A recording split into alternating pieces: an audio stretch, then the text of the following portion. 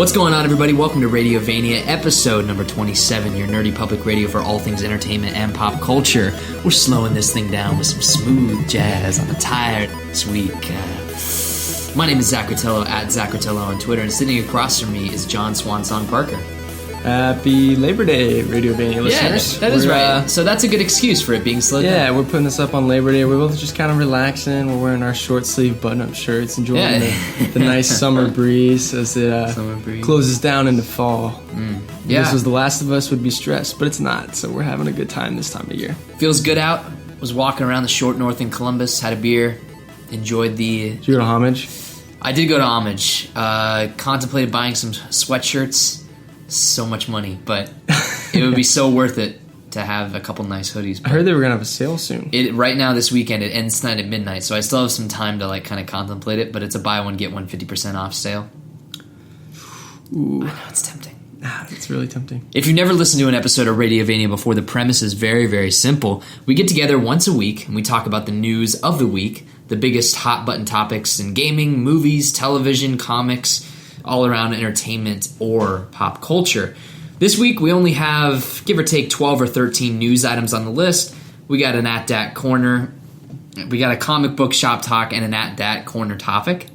Sure. Is that what we're calling these things? We got to come up with a... We have had a workshop title for, 27 episodes now. 27 episodes? So we'll work on that this week, maybe. That'll be our homework, is to come up with better titles for these things. Speaking of homework, we've been working on that Lost cast, and can we announce when that's going to be up? It's going to be up on September the 22nd, which will is be the 12-year anniversary for Lost.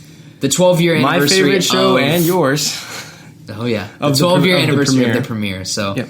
It's crazy. It's hard to believe it's been that long, but... It is. It's been a long time. Well, I remember the first time I heard about that show, and we'll save that story for the cast thing, but I do remember it like it was yesterday. Was it yesterday? When I texted you about it? Yeah. But before we get into the hot topics, we got a couple big things to discuss. The first being the passing of Gene Wilder, which happened this last week, and that is some huge... heavy news. Gene Wilder is one of my favorite comedic actors of all time. Willy Wonka, Blazing Saddles, Young Frankenstein are all 10 out of 10. Perfect comedies, perfect drama, just so entertaining.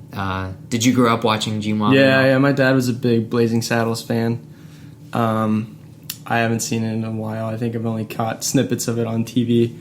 But I remember I watched Willy Wonka, Young Frankenstein snippets. He was talented. It's just sad. Yeah, it's really sad. He was instantly very likable. His Willy Wonka will never be ever replaced. And I think Johnny Depp's didn't even scratch the surface. Johnny Depp's was, to a lot of people, an insult. I didn't think it was that bad. I thought it was a different creative decision on that part. That was all Tim Burton, too. Yeah, it is Tim Burton. And people didn't realize Tim Burton was making that movie and that it was just going to be weird from the get-go. Yeah.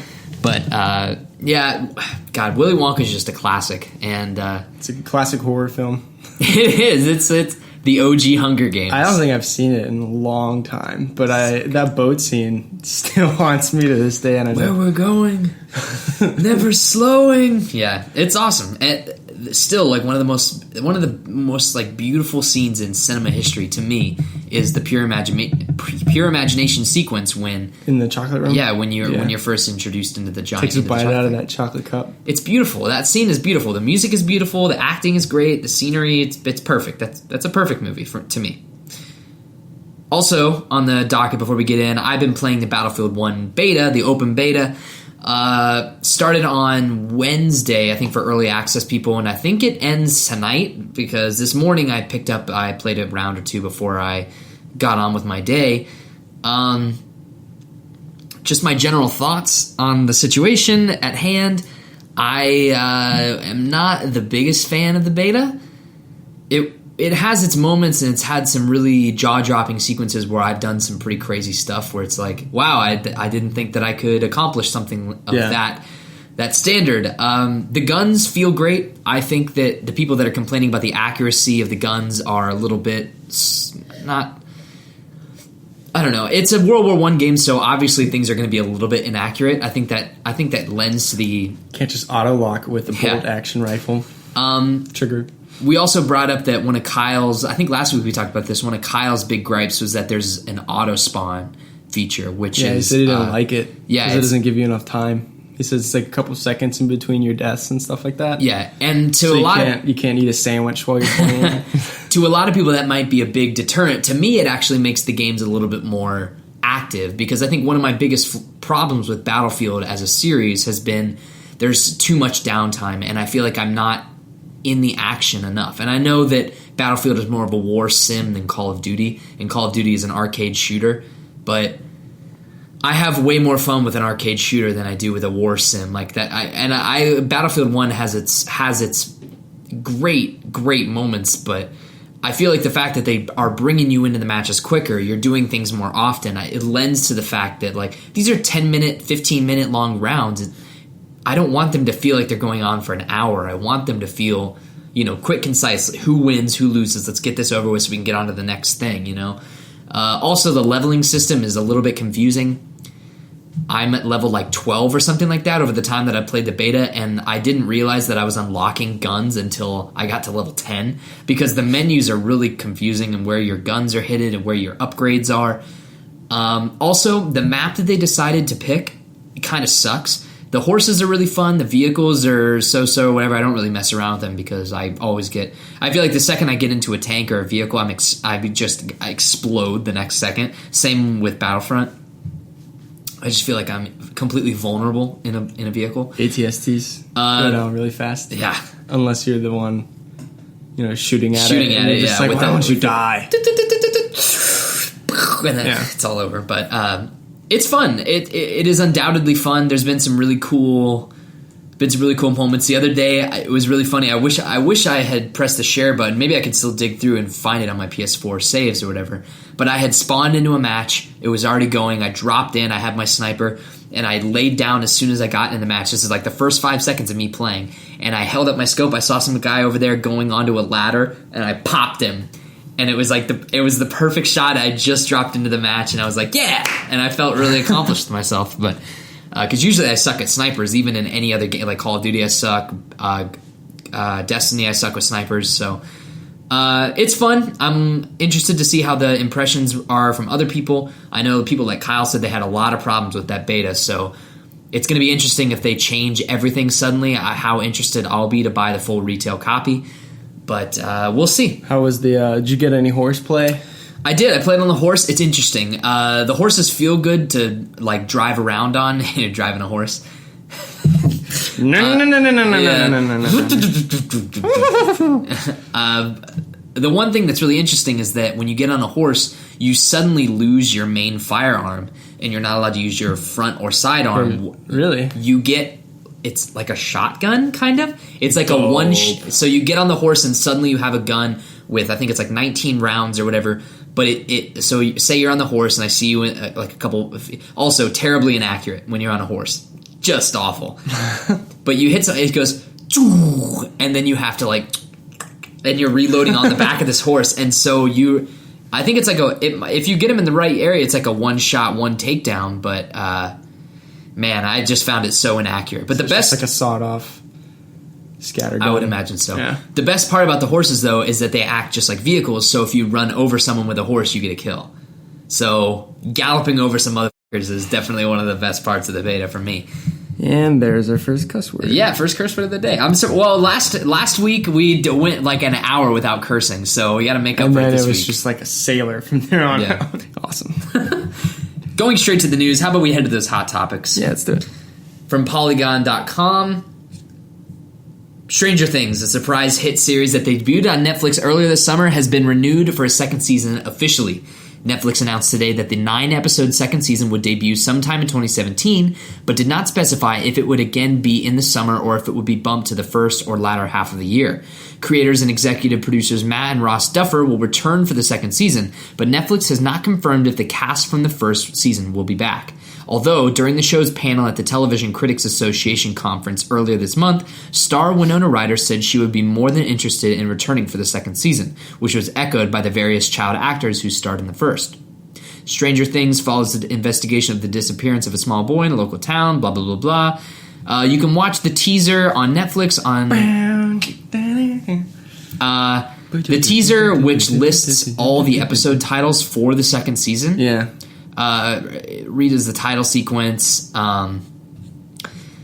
This is exciting. Mad Max. That sounds like yeah. episode. Well, the rumors behind this is that they're casting. One of the casting calls for the second season calls for a character named Max. Mel Gibson.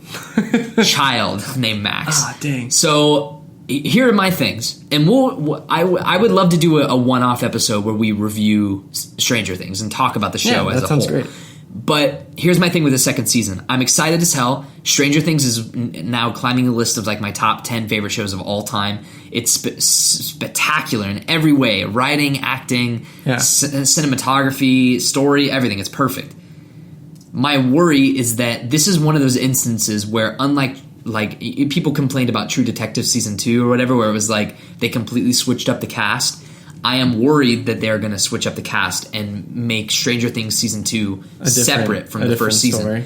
And in this case, no. I want to see those characters' lives go forward. The most interesting thing about Stranger Things was not the monster; it was the kids. Yeah, it was the kids. It was Nancy. It was everyone. It was like that cast of characters. It was a community. Yeah. So, what do you want to see from the second season of Stranger Things? I agree. I think as cool as it would be to explore more of that universe, and the other possibilities of weird stuff, the part that I enjoy more about the show, like you said, is not necessarily the main plot device, which is the Demogorgon. It'd be the relationship between the characters, and that's the exact same reason why I like Lost so much. Is they're traveling in time and all this other whack stuff that really doesn't make sense, but all the character relationships is what I really enjoyed about that. Yeah. So I would think that they would just continue with the story, especially with all the cliffhangers that they left at the end of this season. Like, it makes the most sense to continue on with these characters, and plus everybody's really excited about it, like all the cast and stuff. So I don't see why they wouldn't come back, and I think that's the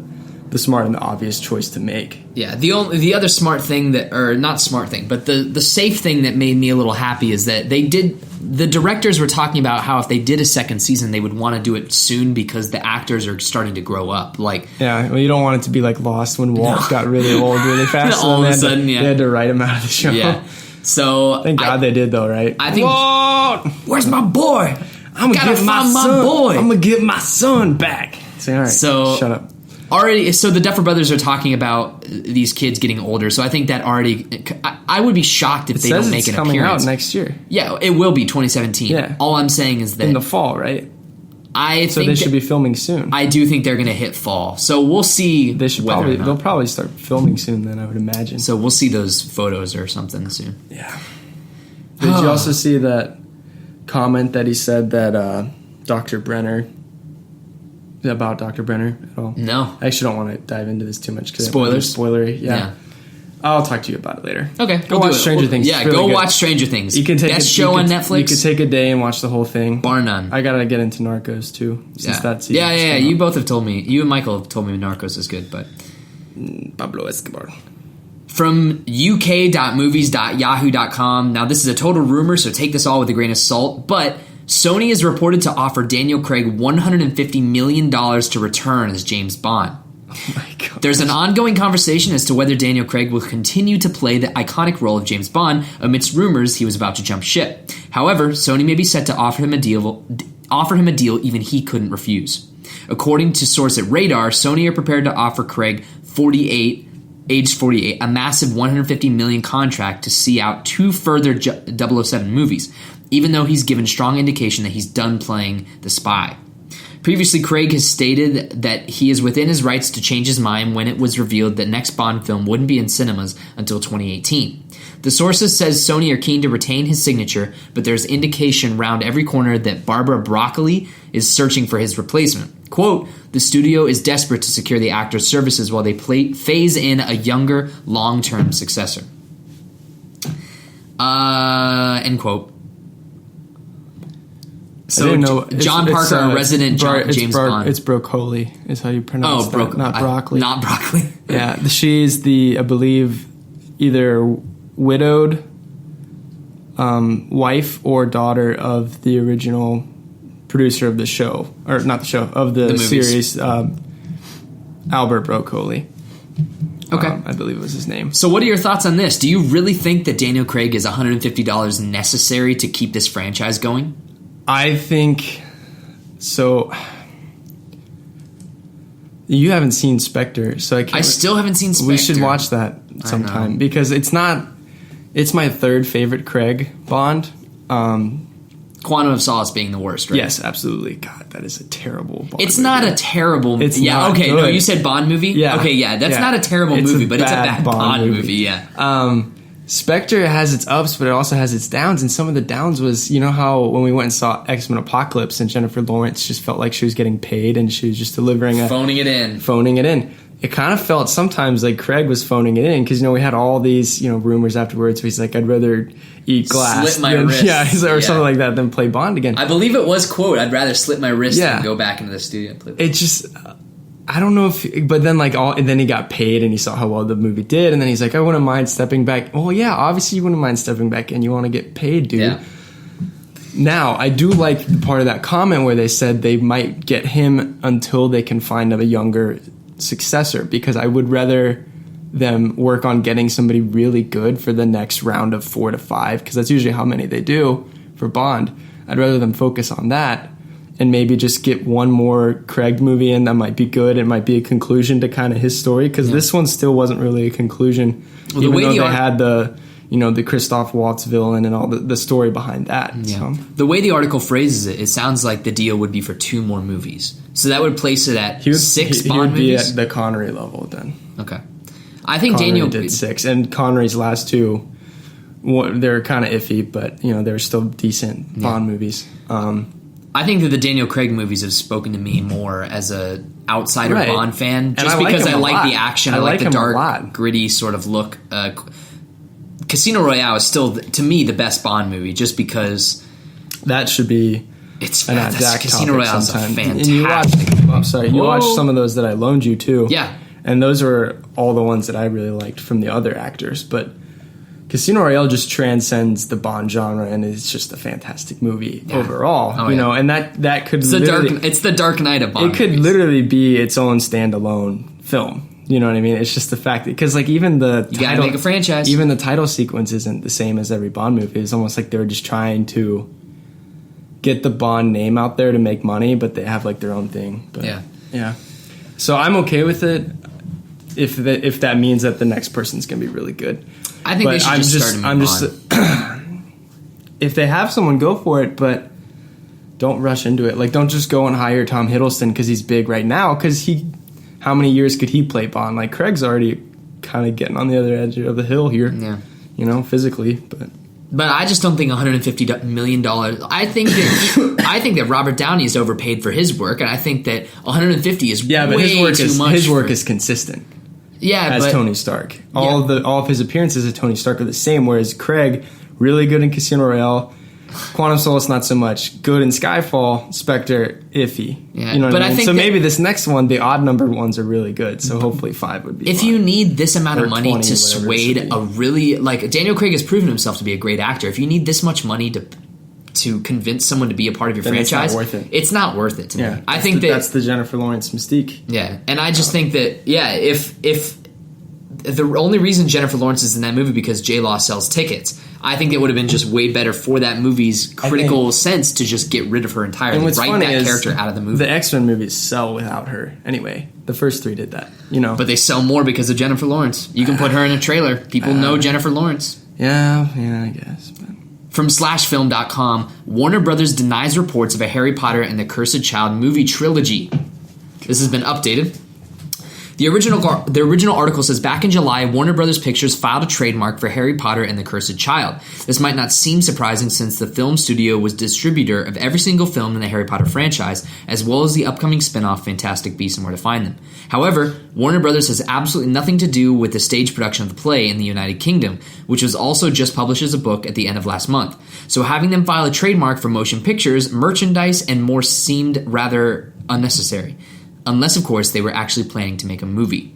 Now, a rumor seems to indicate that Warner Brothers Pictures would like to turn Harry Potter and the Cursed Child into a film trilogy that they hope to begin as early as 2020. In addition, they want to bring franchise star Daniel Radcliffe back in the lead role. Find out more about the proposed Harry Potter trilogy after the jump.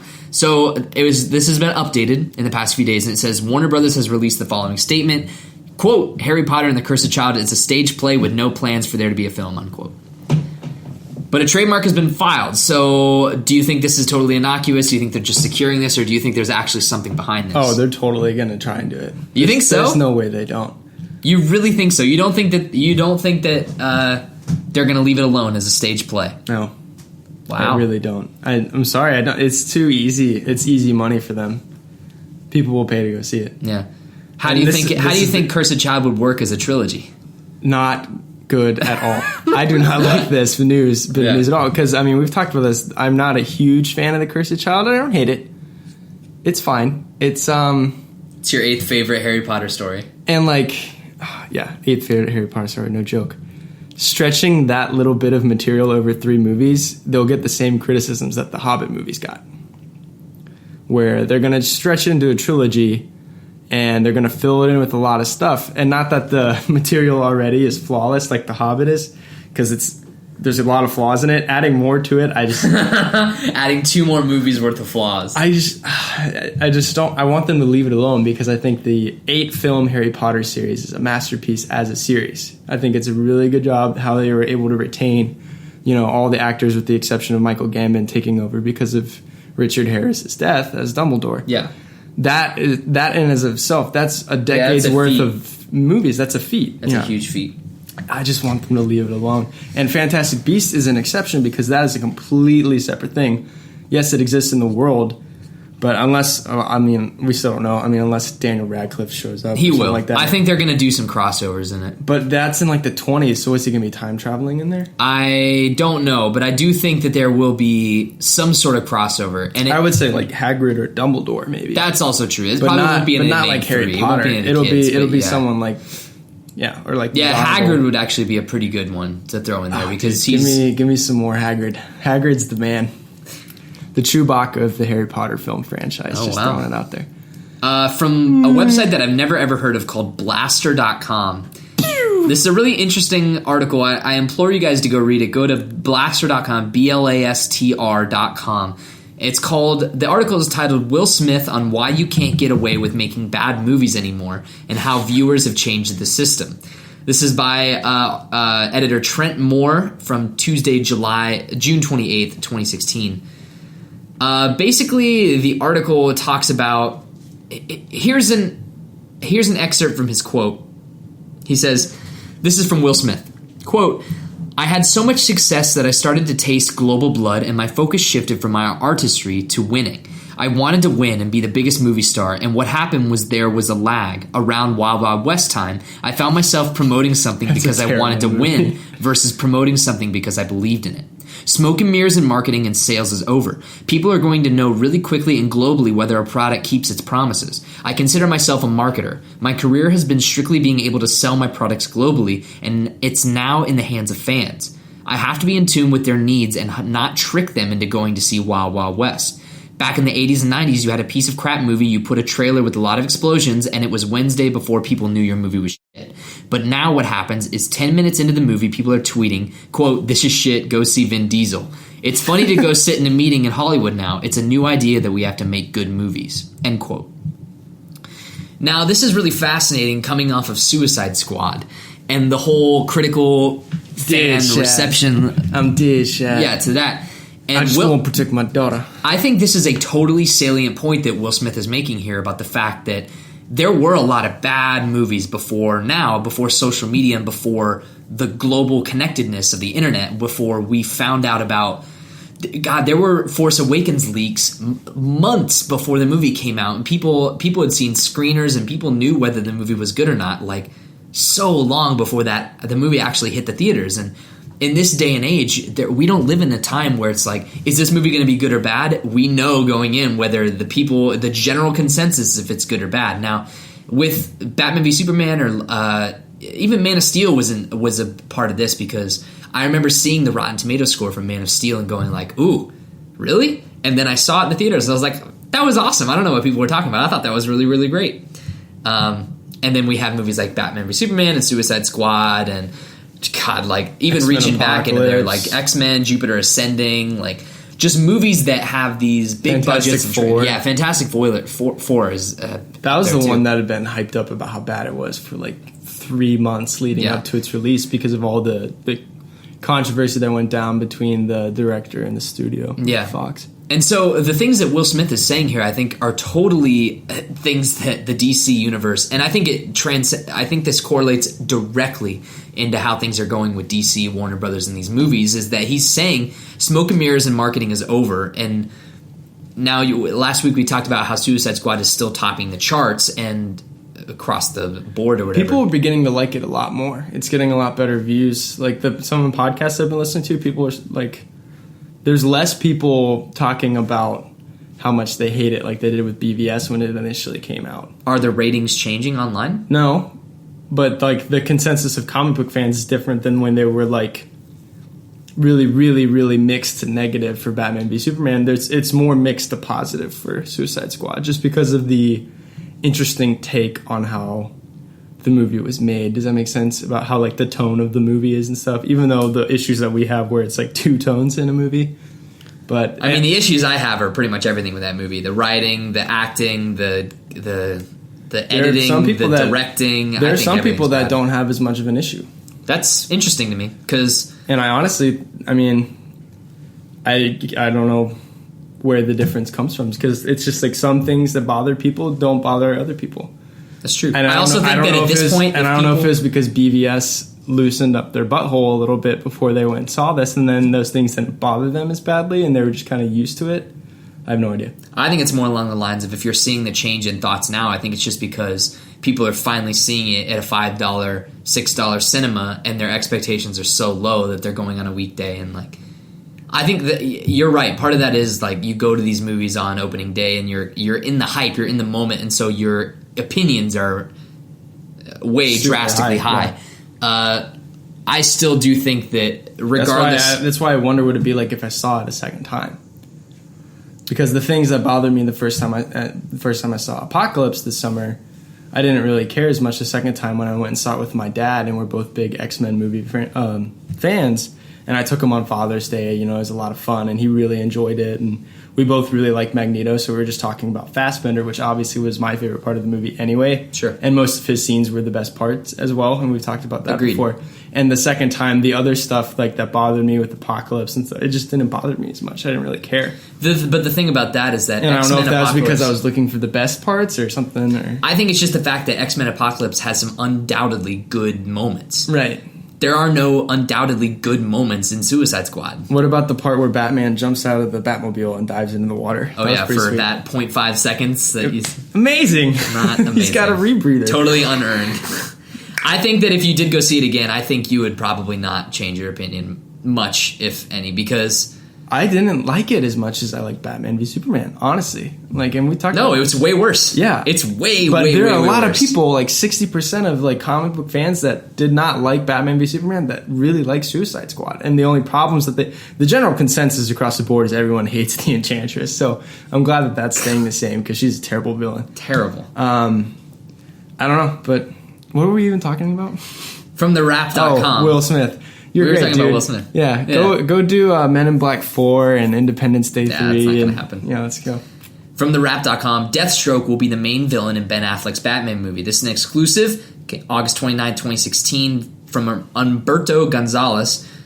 Ben Affleck wasn't just teasing. Deathstroke will, in fact, be the main antagonist of the Batman standalone movie he's directing. The rap is exclusively learned from an individual with knowledge of the situation. Earlier this morning, that would be on August 29th, the actor who plays the Dark Knight posted a cryptic tweet of the new villain walking towards the camera in a very cinematic fashion, which sent fanboys into a frenzy of speculation. So Ben Affleck tweeted this out at 9:58 a.m. on the 29th of August 2016. Deathstroke was created by Marv Wolfman and George Perez. He is a mercenary assassin who first appeared in the new Teen Titans #2 back in 1980. Wizard magazine rated him the 24th greatest villain of all time. Also in 2009, Deathstroke was ranked as IGN's 32nd greatest comic book villain of all time. How do you feel about this, Mister? So you're still holding out hope for that DC universe extended film universe. It's happening. So Are you hopeful for it though? Yes. No. Because I think you're way more optimistic. I think it's fucked. I think it's totally fucked. 7 ways from Sunday. Yeah. Okay. Let me write this down real quick. So I am optimistic about the DC universe. The ones that I'm worried about are still the big ones like Justice League and stuff like that. I am optimistic about Wonder Woman. I think that has the most potential to be good. We've talked about that. Also, this Batman movie has the most potential to be good. The Batman movie has the most potential to be good.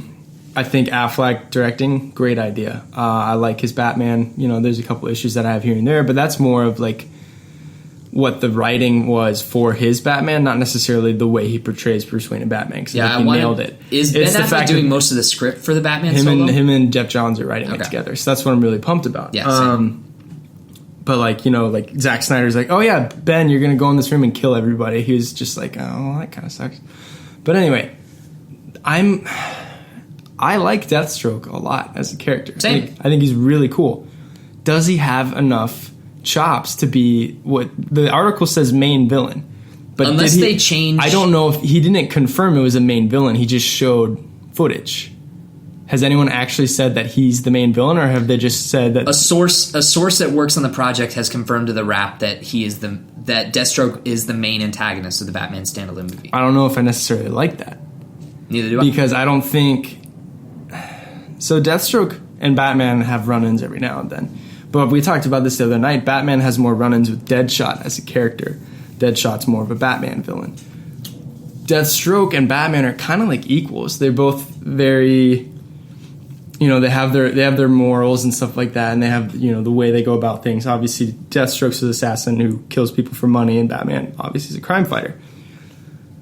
But I don't see what Deathstroke could possibly have to be a main antagonist for this Batman villain, unless it's kind of like in Arkham Origins when Black Mask hired all those guys to come to Gotham to kill Batman. Do you remember the story for that? And then like you fight Deathstroke and stuff. I remember the Deathstroke fight being really cool. That's the only thing I can think of, because they don't run into each other enough, and I don't understand. There's no bad blood really there. They just occasionally they'll fight, and it's really cool because they're kind of equally matched and stuff.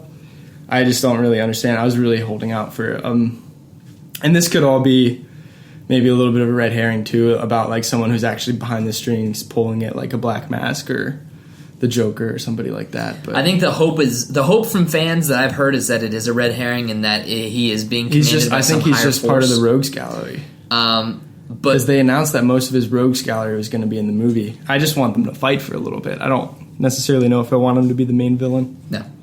The article does say that he confirmed to the project that he's going to be the main. The source says main antagonist, and the sense that I get from that is very much a Ra's al Ghul or a Joker or a Bane. I get the sense that he is the thing that he's fighting against, and I think the only way that this makes any sense in this movie is if they significantly change his backstory or flesh him out more as a character underneath the mask. Now, Slade. The other thing I want to talk about is I think the test footage looks terrible. Yeah. It looks awful. It looks like Shredder from TMNT, like the new Shredder from the movies. It looks like a CGI garbage pile. Even when like they go to the close up and they zoom in on his eye opening, it looks like a video game cutscene. And I know it's test footage, but God help us if that's what that turns out to be. It won't be like that. For the love of God, it's a metal suit. Make a real metal suit and put it on a dude. That would look a million times better than whatever this. Or just give him his costume like it's supposed to be in the comics and make him like Deadpool, because we all saw how the Deadpool suit worked. And it looked in Deadpool, perfect, and it was fine. Deadpool looked perfect. Give Deathstroke the same type of justice, because they're almost the same character except Deadpool talks more. God, there's too many dead characters in comics. You got Deadpool, Deathstroke, Deadshot. Anything else? Dead Man. Goodness. Dead Man. I hope they bring Dead Man into this movie. That'd be sweet. Actually, they are. They're doing Justice League Dark. Did we talk about that at all? No, we didn't talk about that, but they announced it. Woohoo! But we don't know whether or not it's going to actually happen yet. Yeah. Do you even know anybody in Justice League Dark? Not Do you know all. who Dead Man is? No. Boston Brand. He got killed. Came back as a ghost. He can possess people. Batman helped him solve his murder. Then you have Zatanna, the sorceress. Not like the Enchantress. She's a stage performer. You have Etrigan the Demon, You got your who else is in there? Constantine, which is actually they made a Keanu Reeves Constantine movie. Didn't go so well. Who is the fifth person? Oh, Swamp Thing. You know Swamp Thing. No, you don't. Okay, he looks like a giant can of spinach. He's a very environmentally friendly superhero. Oh, okay. It's a really Alan Moore did the best story on it. Go check it out. But yeah, Justice League Dark. Will it happen? We'll find out. We'll find out. I think, like I said before, Andy I think Serkis all of this... Andy Serkis as Swamp Thing would be really cool, though. I think all of this depends on Wonder Woman, because I think if Wonder Woman is bad, I don't think it's still going to make money because it is the first female superhero on the big screen, and that's going to draw in a lot of sales. But if it is bad, I do think that that's 3 bad movies in a row. 3 strikes and you are out. I do think that they'll still put out Justice League. They just won't. They will put out Justice League, but I do not think that they'll greenlight anything else past that. And what then will happen is, shift. Justice League will be the last of this bad, rotten DC film or they universe. do significant rewrites for Justice League and go back and do reshoots. Not rewrites, reshoots. Significant reshoots. It won't save it. What they'll do is they'll put everything out the way they're going to originally do it, and then hopefully they start over and they just rebuild and do a whole new DC universe around the new Batman. Starting with Batman. Please. For the love of God. And you can even keep some of the actors that you have right now, but you have to... I like Henry Cavill. You have to restart your story, and it's going to be a very historical film thing that we're going to talk about forever. It's like, you remember when they tried that and didn't work so well, so they just had a mulligan and they started over and everyone was just okay with it? Well, I really do think that we're having these conversations right now, and this can be a whole nother topic, but we're having these conversations about Man of Steel and like, was it good or was it bad, or Justice League, will it be good or will it be bad? Suicide Squad, people are liking it now, but they really hated it when it first came out. I do think that you have to look at it being like the right versus wrong side of history. I know that does sound like really political to say or whatever, but in 10 years when we're looking back on the movies of the 2010s, I really do think it's going to be like, man, you remember when DC tried to live up to Marvel? That's what this whole thing is going to be boiled down to, is that sentence. Is like, sure, there might be some hits and Wonder Woman might be great, it might be an A, but like, it's going to be 10 years later, we're going to say, oh, you remember back in 2010 when DC tried to take on Marvel? And, you know, this is how it should have gone down. And it pains me to say this because I like DC more, but agreed. What they should have done is they should have just made a Man of Steel trilogy, not try to build a universe out of it, and wait for the Marvel universe to be done, because it's almost over. As soon as they get through the Infinity War, then they're going to reboot. And that's when you start your DC thing, is when they're done with their cinematic universe, because they are just getting pounded by Marvel right now. Captain America is taking his shield and he's just pushing Batman's face into the sand, and he's just like, yeah, suck on that, Affleck. It's just really sad to watch. But from the PlayStationLifestyle.net on September 4th, it writes, Uncharted movie removed from Sony's upcoming release schedule. It says the Uncharted movie was scheduled to release on June 30th of next year, but it looks like Sony Pictures needs an additional time to complete the project. As spotted by ComingSoon.net, the company quietly removed Uncharted from its upcoming release calendar this past Thursday. It doesn't seem like bad news, however. Writer Joe Carnahan, Bad Boys 3, seems satisfied by how the opening scene is turning out in script form. According to his recent tweet, it's, quote, really, really good, end quote. Carnahan, who was brought on board in July, said at the time that if scheduling had worked in his favor, he would have loved to direct the big screen adaptation of Sony's beloved video game franchise. Quote, in a perfect world, I would love to do both, but right now I'm only on board to write the script, unquote. So we reported on this a little bit ago. We talked about the fact that they had brought on the guy from Bad Boys 3 to write it. Now it looks like there is no... So when is Bad Boys 3 coming out? No idea. Okay, so he's writing 2 movies at the same time? Yeah. Okay. That always works well. Oh, yeah. My thing is that I think that they're just trying to soften the blow of the fact that I don't think this movie's going to happen. It's fine. In limbo. I don't want this movie to happen. No, don't rush They're never going to be able to recapture the magic of Uncharted. Just stop. I think the best hope that Sony has to make a video game movie is The Last of Us, and I think that's only because Neil Druckmann is writing it. That would be so good. Well, hopefully. Let's if he's writing it... If Neil Druckmann is on board to like write and like associate director, producer, whatever, and be on set, then it's going to be a good Sony movie though? Spider-Man 2. Amazing Spider-Man 2 or just Spider-Man 2? The Amazing Spider-Man movie sucked. Yeah, last good Sony movie. Spider-Man 2, 2004. So it's 12 years. They're due for a good one, right? Right. From GamesRadar.com, the Call of Duty Infinite Warfare multiplayer beta starts October 14th on PS4. And no one cares. The Call of Duty Infinite Warfare will be getting a multiplayer beta on October 14th, coming to PS4 first, and presumably everything else afterwards. There's no mention of when Xbox One or PC will get to join in, but I'm going to guess a week or so after. This weekend's just seen COD's XP community event, giving us our first look at some Infinite Warfare multiplayer details, things like the new rig class systems, weapon crafting, and a kill streak reward that looks a lot like a Titan. So not much to say here. If you're interested, you have to wait till October 14th to get your hands on the beta. I did want to say that I looked at some of the multiplayer gameplay videos that they released from Modern Warfare Remastered, and sweet Jesus, does it look good? I would buy that game. Oh my god! Like, I know I'm not going to buy it. I'm speaking with my wallet on this one. I'm not going to buy Infinite Warfare because I want them to know that I, as a consumer, don't want them to do this sort of thing. Like, I don't want them to package the things that we want into things that we don't want. Because then they would just do Modern Warfare 2 with the next game they put out, and then... And I'm sure Infinite Warfare is going to be a great first-person shooter. Call of Duty is always good, like, at best. They're always great gameplay mechanics. The story usually sucks, but, like, the multiplayer is usually really great. And so...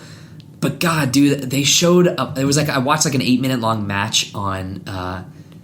it was like the one where it's in the desert and you're in this town square and there's these high-rise buildings like around. Yeah. Oh, it just brought back so many memories. From the Al-Assad missions. Yeah. I like the sniper one in the Ukraine.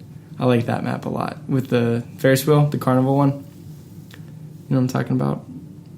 The one with the Ferris wheel? Yeah. Yeah. Yeah, from the ghillie suit mission. Yeah. Which, that mission, oh yeah, so good. So good. Yeah. From neogaff.com /forum/showthread.php ?T=1274103. Dope name. Game NeoGAF contributor Delaney writes, the Korean video game website GameFocus.co.kr has reported that a remastered version of the 2010 game Red Dead Redemption is coming next year to PS4, Xbox One, and PC. The game would be getting a full Korean localization this time, as the original game was released with English subtitles and a physical copy of the script translated to Korean. While they mentioned that their source confirmed that the PS4 and PC version will be released in Korea, they weren't sure about the Xbox One version, even though it exists. The website also reports that the remaster will be announced this week, with September 7th at the PlayStation meeting being a likely date for the announcement. So there's a source here that you guys can go read, gamefocus.co.kr, and the whole thing is in Korean, so I can't read a lick of this. So the guy from you can. It's on Jin, so check out the Lost Cast coming up in a couple weeks. So NeoGAF is usually a great place to figure out the community's ideas on games and on entertainment in general, and I think this is totally true. A lot of people were saying that they thought that Red Dead 2 was going to be announced at the PlayStation event and be a Neo, like a showcase for the PlayStation 4K or the PlayStation Neo. I think it's way more likely that there's a remaster already working because, God, they're still supporting Grand Theft Auto 5 online and all this stuff, and I think that them taking on Red Dead 2 is just a huge feat. I think that game is still a ways off. Yeah, it'll be when that and The Last of Us 2 drop. We'll be like 40. God. I would like to believe that Red Dead 2 is coming, but I do think that it would be even a big deal in general for the PlayStation event on the 7th for them to say, yo, by the way, PS4 players get to play Red Dead Redemption HD first for like a month or two. I think that'll totally sell. Yeah. Big time. That'd be sweet. I'd buy it. Oh, yeah. Red Dead Redemption is one of the best games of last generation. Best online game of last generation for me. Like, saddling up and getting on a posse with a bunch of your friends. Yeah, was it the swan song of online gaming for the last gen? Maybe. Just maybe. Did I use that correctly? You might have. We'll have to do some further research. Oh, damn. We're getting close to finishing this bad boy out. From PokemonGoHub.net, it says, Pokemon Buddy System has been data mined. The buddy system was first seen on Aeolucid's Pogo Brodos. Oh my god. The biggest GitHub repository for analyzing Pokemon Go network traffic. The buddy system was introduced in the code base in 0.35.0 update. In short, here's what we know. The Pokemon Go buddy system is using the same server-side distance calculation as the one used for Pokemon eggs. Walking your Pokemon buddy will award you with candy. The amount of candy is yet to be determined. You can walk the same Pokemon buddy multiple times, but there is likely a daily limit for obtained candy. You can walk with only one buddy Pokemon at a time, and there are various looks of buddy Pokemon: medium, big, flying next to you, and rests on your shoulder. All of these changes are already present in the code base, and by the look of it, we could be getting the buddy system in the next update. So I think this is a totally smart way to fix the whole thing that I've never seen any Charmander ever in the wild since I got my starter. I don't know who is and who these people are. But how'd you get that Charizard? Yeah, I see these goddamn giant Bulbasaurs and Venusaurs and Blastoises and Dragonites at these gyms. I'm like, how are you finding this many Pokemon? Now, of course, there are a lot of spoofers out there, but spoofer. I think this is a good idea. Definitely. I'll go walking to get some candy from my. God, I want to get that dang Charmander. From Dragonite. I would love the three that come to mind immediately are: I want to get a Dragonite, Gyarados. I would love to get my Gyarados, and I would love to get a Charizard. Yeah, those are the three best anyway. Oh my god! From the Gen 1. From the Wall Street Journal blog, it says the court tosses Lindsay Lohan's lawsuit against Grand Theft Auto 5 makers. So it's 2016. We got an article about Lindsay Lohan. You ready for this ish? She's still alive? She's still kicking. A New York appeals court has thrown out a lawsuit by Lindsay Lohan that accused the makers of Grand Theft Auto 5 of exploiting the actress's likeness in their hit video game.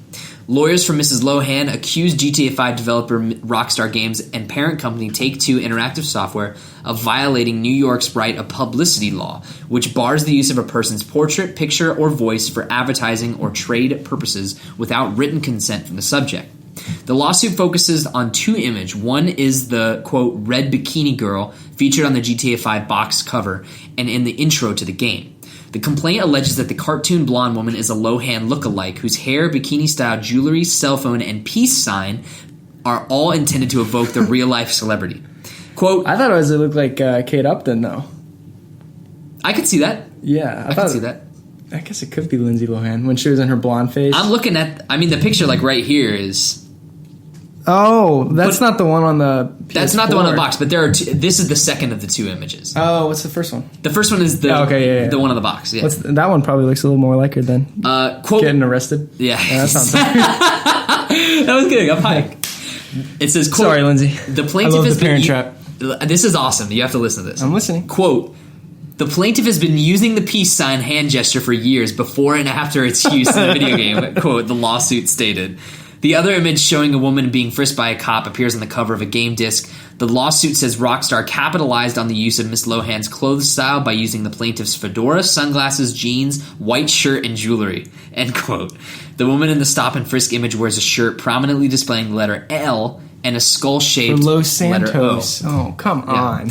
Subliminally suggesting low for Lohan, the lawsuit says. So, the court tossed it out. Obviously, it doesn't hold any water.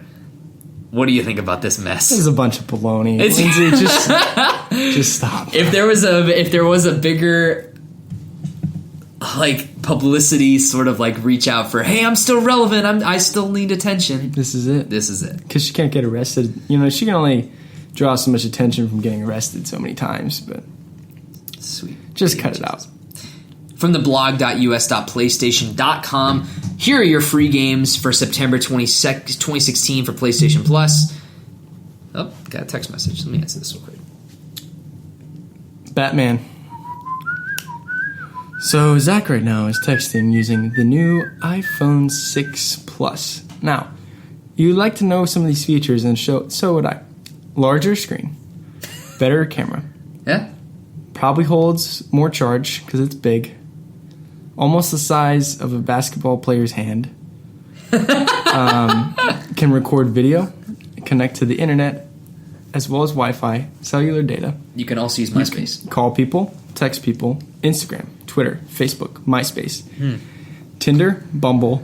What else can you Bumble? use? What's Bumble? Oh, we'll talk about Bumble later. Is Bumble a dating app? It's like Tinder, but I don't know.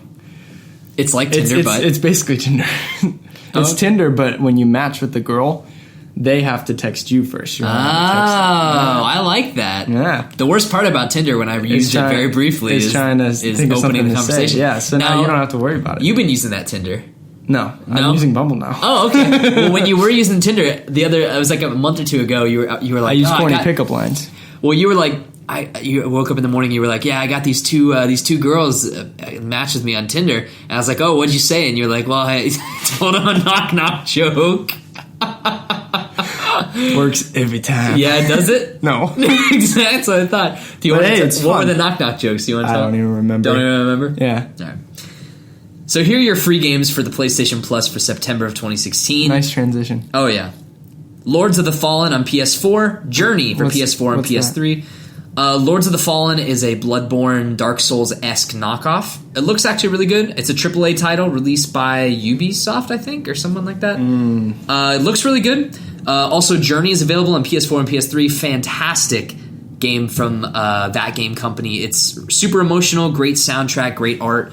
There's some heavy spoilers there, so jump into it. The game only takes about an hour to 2 to complete. It's very surreal. The first time I played it, I put headphones on, I put it in my controller, I just kind of like shut myself away and watched it. Beautiful, beautiful game. For PS3, if you still have that, Prince of Persia: The Forgotten Sands and Datura. And if you have a Vita, you get Badland and Amnesia Memories for the Vita. So last week we talked about the PlayStation Plus. Last week we talked 3 times. Oh yeah. Last week we talked about the PlayStation Plus price increase from the month plan is $9.99, the 3-month is $24, and the year-long plan is $60.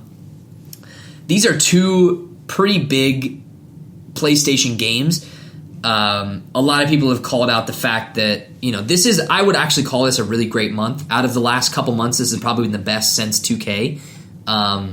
Yeah, that was a good one. Yeah, that was a great month. Just because 2K is a multi-million-dollar game, and that is a huge property to have for free. Fully installed mine because it takes so long. I had to delete mine to get room for other games. I don't really care enough anymore. The new game's about to come out. So. Yeah, but so Lords of the Fallen, I'm going to jump into. It looks great.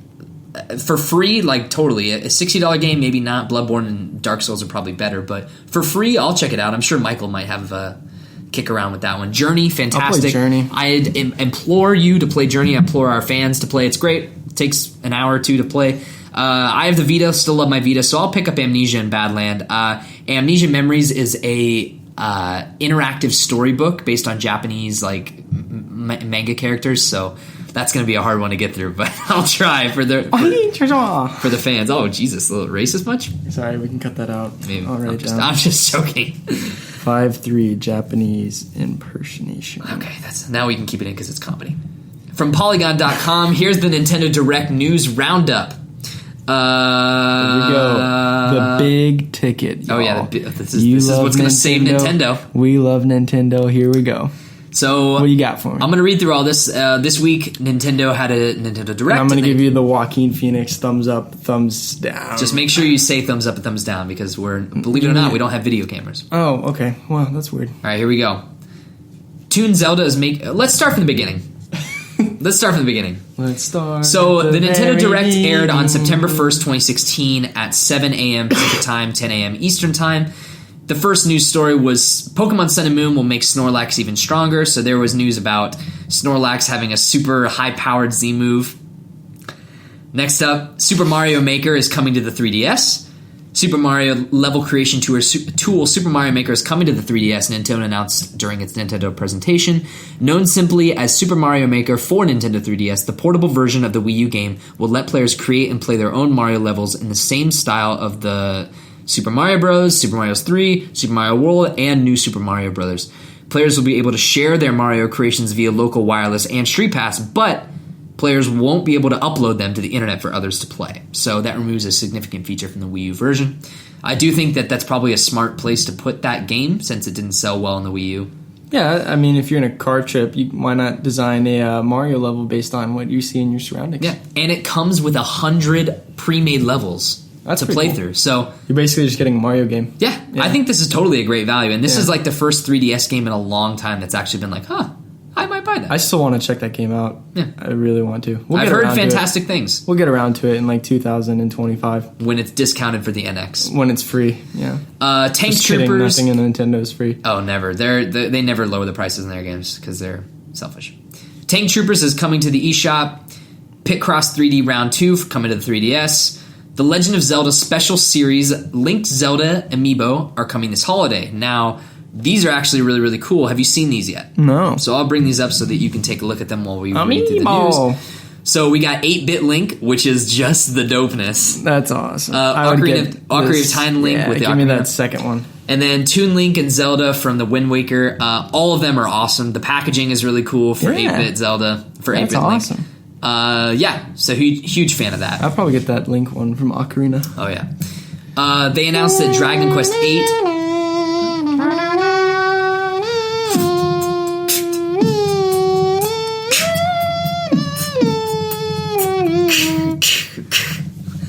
Dragon Quest VIII for 3DS is delayed to next year. Yoshi's Woolly World is coming to the Nintendo 3DS with even more Poochie. Did you play... what's Poochie? Poochie is this little dog thing right here. and they announced that... so this is a Wii U game that's, in addition to Super Mario Maker, is being downsized for the 3DS. This is the second game. You know what's funny is because the 3DS is a really great console and the Wii U is not. But yeah, so if the Yoshi's Woolly World comes with this Poochie. You know what I was going to ask you to do? Sorry to interrupt. I was going to ask you to bring Wind Waker up so I could play it this week. Dang. I guess I'll just play BioShock on Tuesday. That's true. Yeah. Also, The Legend of Zelda Skyward Sword. The Legend of Zelda God almighty. Chris Claremont. The Legend of Zelda Skyward Sword is coming to the Wii U Virtual Console today. So, maybe if you I'll have buy that. Yeah. So how much is it? $49.99? Ooh. Because I still haven't played that one yet. Let's figure out how much it is. Vamp. Yeah, I never played it when it came out for Wii because I didn't like the motion controls, so I just totally skipped out on it. But if it's on the gamepad, then maybe it will be able to be played with the gamepad and not have to use the Wii controller, or the Wii remote, I should say, which would be pretty sweet. But if it's like $50, I'm not going to buy that. Are you kidding me? It's $19.99. Oh. Now you're talking. The update does say this re-release of Skyward Sword is simply a Wii U Virtual Console title, not a port to the Wii U. So it's unclear as to whether or not you have to use the Wii U. I'll have to check it out. I mean, it shows you when you're about to download it or purchase it, what type of controllers it uses. So anything motion control, unless you're Mario Kart, see you. Even Mario Kart, get that motion control out of here. It's not terrible. Pikmin is coming to the Nintendo. Wii Sports. Wii Sports is fine because Wii Tennis. You got to play that Wii Tennis. You got to play that Wii Bowling. And then you get the thing where it's like, don't throw it at the screen. And it's like, okay, you told me that like 2 seconds ago. Pikmin is coming to the Nintendo 3DS in 2017. They announced that a side-scrolling Pikmin adventure is coming to the 3DS in 2017. Whatever. Fine.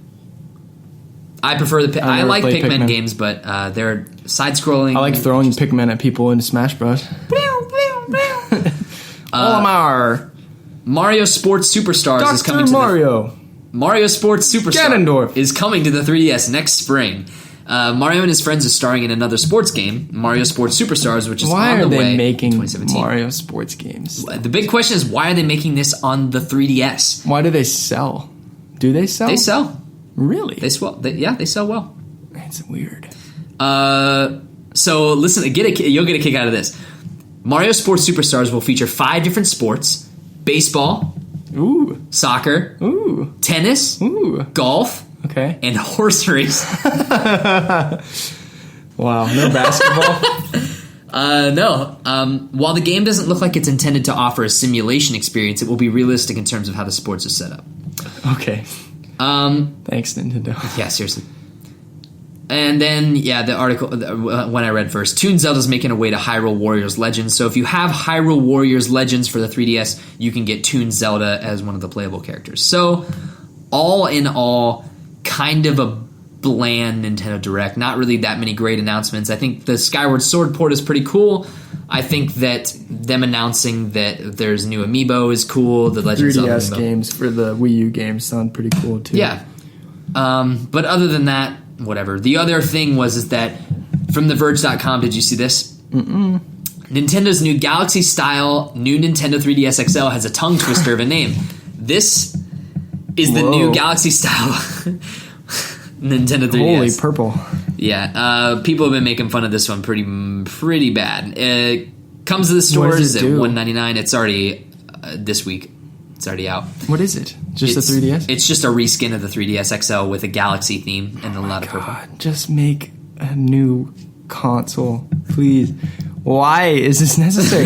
There's like 6 different versions of a 3DS. You got your 3DS, your 2DS, you have your 3DS XL, you got your 2DS XLs, you got your 3DS with Pokemon on it, you got your 3DS with Zelda on it, you got your 3DS with Star Fox on it. This is my favorite 3DS that I'll never be able to afford, but it's the Super Famicom remix 3DS, sweet. Where it's like the Famicom on the outside with like the color buttons and the box. That's is sweet. So cool. It's awesome, man. I love it when Nintendo does history stuff. Which also, a lot of people wanted to point out that this year is the 30th anniversary of Metroid, and there has been no word on anything Metroid related, even on the Direct, aside from the release of Federation Force, which is the sports Metroid 3DS game that everyone made fun of this year. That's because it's worth being made fun of. I would agree. And that brings us to the end Not of even the an Hot NX Topic. announcement? Nope. Wow. I would imagine that September is... I think this month we hear about the NX, and I do think that it'll be like...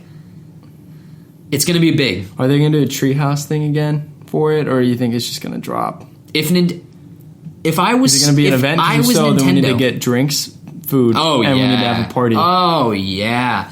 If I was Nintendo, I would make an in-person event in with a big Tony city, Stark. In a big city with like a stage show, good game demos, like a lot of people. It would probably be in New York, honestly, like in Nintendo of America's in New York City. But that would just be so powerful because then you own the news. Lydia and that dude from the Minecraft don't think E3 don't think that they work for Nintendo, but all right, Lydia, let's play the NX. Okay. We're gonna play Smash Brothers. They're my favorite. I want them in everything, dude. We should get them on the podcast. You think they'd come? Do they speak like fluent English? They were speaking fluent English in the demo. Okay. That was English. It was just awkward English. It was awklish. You don't think they rehearsed those exact English words? It was very much a script. Yeah, exactly. Okay, let's get out of here. They probably wrote that. They're like, yes, this is going to be awesome. Tarantino, here we come. One of the interns probably did it as a joke. Anyway, Minecraft's cool. Let's go. Yeah, that's the end of the news. Okay, that's all the let's news get for the out week. of here. We're riding high at an hour right now. Yeah, an hour and 3 minutes. So, you want to do the 2 things? You want to do one of the 2 things? What are you thinking? Well, we talked about DC pretty heavily earlier, so why don't we do Comic Book Shop Talk and save the Man of Steel discussion for another day? Okay. Does that sound good to you, or do you think we got time? I think we'll be fine with what we got. Okay. So we're going to transition, John. Take it away. All right, so I have no idea what number Comic Shop Talk this is. We're kind of inconsistent with this just because, to be honest, there's not a whole lot cool stuff going on. Last week you dropped the bombshell on me that Rebirth is kind of not doing it for you anymore. You want to talk about that more? Yeah, okay. It's kind of a dud, dude. In what sense? What does that mean? It's weird because, DC was like, oh, but people didn't like what we did with New 52, so we're switching back to what we originally did with DC. We're going back to, some characters that people got mad that we didn't have and whatnot. But now they switch back and no one likes it because I just don't think the stories, they don't really carry a whole lot of weight. I haven't had any big emotional attachments to any stories right now. I mean, Batman's cool. Justice League's cool. Well, you said there's not been like any... When you say there hasn't been any weighty sort of events, do you mean like... There's no emotional stories. There's nothing that's like, wow, this is awesome that I haven't seen before or something like that, Okay. It's like with Scott Snyder's Batman, all his Joker stuff is really interesting and new. And this might just be because we're still in the first story arc. So, and like I said, there'll probably be some writer shifts, like maybe Green Lantern will get a new writer or Superman or something like that. But the only story or the only comic that I really, really like in Rebirth right now is Titans. And that was that one that I was talking the Teen Titans one. Well, it's Titans, not Teen Titans. Okay. They were the Teen Titans in like the 80s. And now they're just the Titans because, you know, Robin's now Nightwing. Okay, cool. Wally West came back in the Rebirth one-shot and stuff like that. And I think the only reason why I like that the best is because it's actually so simple that it's good. It reminds me a lot of how comics used to be, where any comic book could be your first. You could pick up a random one at the store. Yeah, you were talking to me about how you could read it and you'd be like, wow, that. this is really cool. I really liked it. It's a nice, you know, concise story. I want to go back and read the ones before that to see if they connect at all. And there might be a little, you know, thread of a story that goes across all fronts. And that's kind of why I liked that Spidey book that I was talking to you about that one time. But Rebirth overall, I mean, it hasn't been that much better than New 52. I'd say they're about the same.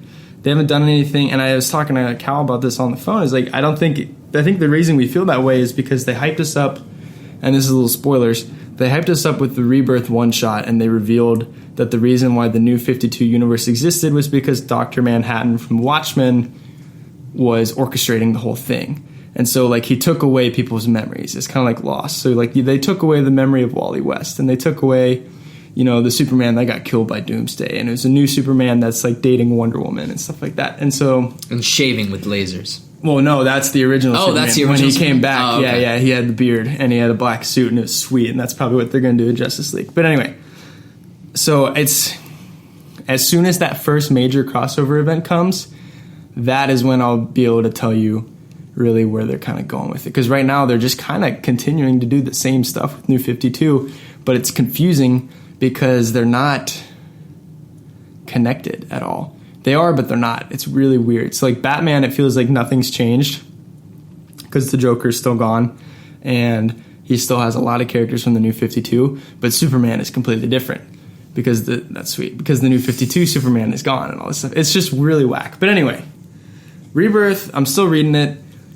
I'm waiting for that one big book to happen. The one that hits you? The one with New 52 is Batman and Justice League. Those books written by Scott Snyder and Greg Capullo doing the art, and then Justice League written by Jeff Johns for the entire run, with various artists including Jim Lee and Jason Fabok and a couple other guys, Ivan Reis. There hasn't been a book like that has carried weight and has been the anchor of the DC universe in comics. So I'm still waiting on that to happen. Because right now, I love Batman. It's great. I like the art. The story's pretty cool. There's nothing... It's not spectacular. There's nothing that's spectacular. Not sticking with you? No. I mean, there's cool books, and there's things that I enjoy reading, and there's things that remind me of comics, how they used to be, like with Titans. But there hasn't been anything super amazing yet. Can I ask you, what is the consensus of this amongst the general DC Comics fans? Like, you feel like you're in the majority? Yeah. Okay. Have you seen anyone in the minority? Superman fans really, really like Rebirth because they missed their original Superman. Okay. Which they brought back. But they brought him back and they're making him babysit his kid. And we've talked about this before. It's not a fun Superman story for me if he's spending 5 issues flying his kid away from the enemies because he doesn't want his kid to die. It's like, just leave your kid. Let the kid die. Leave your kid. Batman is a terrible father, and his books are really good. You know why? Because he leaves Damian in the cave. Maybe Superman should put Jonathan in the Fortress of Solitude, lock up your sons, and just get back to what you're doing. This is really stupid. Like, they're not supposed to be parents. How are you supposed to fight crime when you're a parent? I don't understand. This isn't a Fantastic Four or anything like that. So what do you got there? What's this one? I've been reading this for a while. I'm still not done. But it is DC The New Frontier, written and illustrated by Darwin Cook, who passed away earlier this year. So this is a remastered book that they reprinted.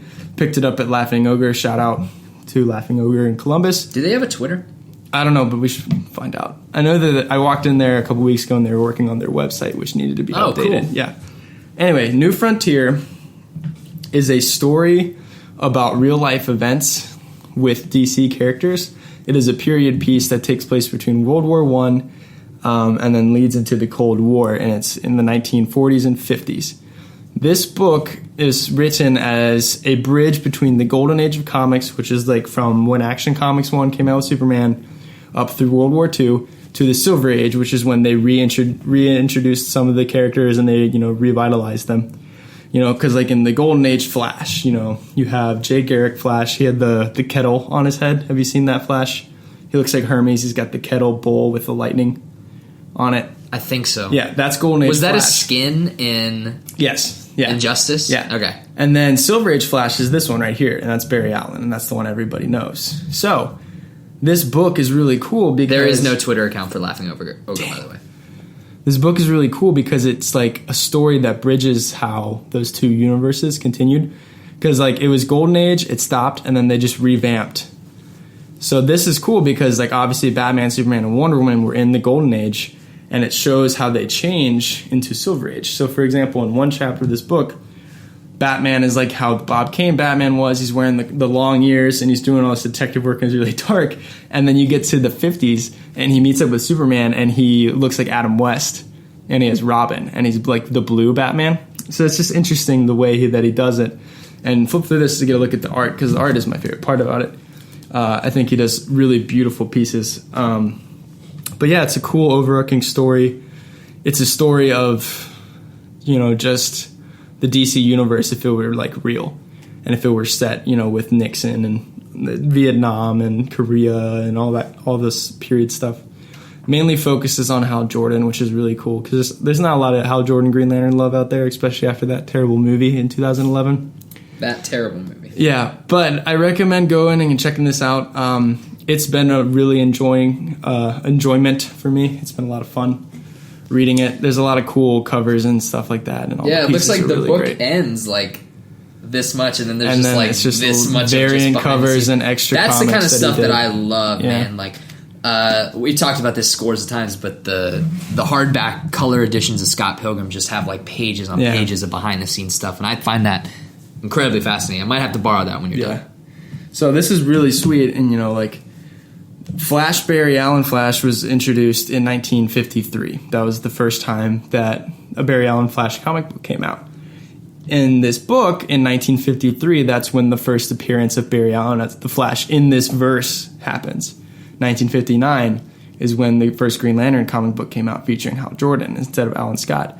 In 1959, in this story, that's when Hal Jordan gets the ring from Advent Sword. So it's cool how they play into the historical element of the DC Comics like publishing and make a story out of it and tying it around political events that happened in a really cool political era. I think there's a lot of cool stories that you can play with there. So, and overall, really good. Still working on finishing it because it's actually a pretty big book. Hefty. It's not as much words, which I like, because sometimes you'll read a comic book and you're just like spending 20 minutes a page because there's so many word bubbles. This is a lot of visual imagery, which I'm a huge fan of. So yeah, I recommend going and checking it out. Cool. Darwin Cook's DC: The New Frontier. They also made an animated feature on it called Justice League: New Frontier, which I watched a while ago. Comparing it to the animated feature leaves out a lot of plot elements, so I would recommend just skipping that and just reading the book. How's the animation on the? It looks exactly like cool. This does, that sounds awesome. Which is cool. But it's just a little bit different. Okay. So. But yeah. All right. Is that all you got?